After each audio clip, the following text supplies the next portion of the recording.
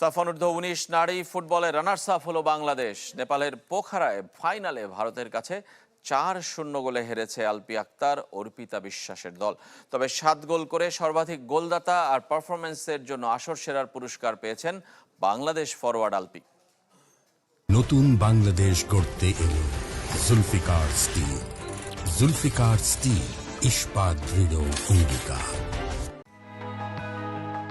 দুরন্ত বাংলাদেশ থামলো, হারলো আসল ফাইনালে, তাও আবার 4 গোলের বড় পরাজয়, হাতছাড়া সাফ নারী অনূর্ধ্ব-19 ফুটবল ট্রফি।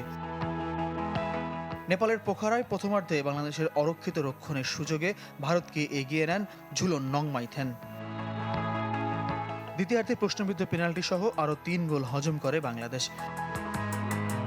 কখনো অনূর্ধ্ব-18, 19 বা 20 3 বয়স শ্রেণীতে হয়েছে নারীদের এই আসর। শেষ 3 বার সহ 6 আসরে 5 বারের চ্যাম্পিয়ন ছিল বাংলাদেশ। হাতছাড়া হলো 6ষ্ঠ শিরোপা। দল সেরা হতে না পারলেও আসর সেরা ট্রফি উঠেছে আলপি আক্তারের হাতে।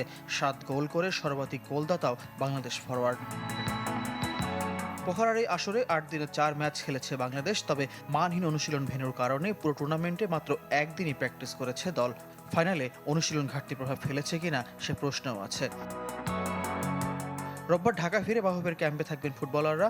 10 ও 13 ফেব্রুয়ারি খেলার কথা লিগের শেষ 2 ম্যাচ। ফয়জুল ইসলাম, চ্যানেল 24।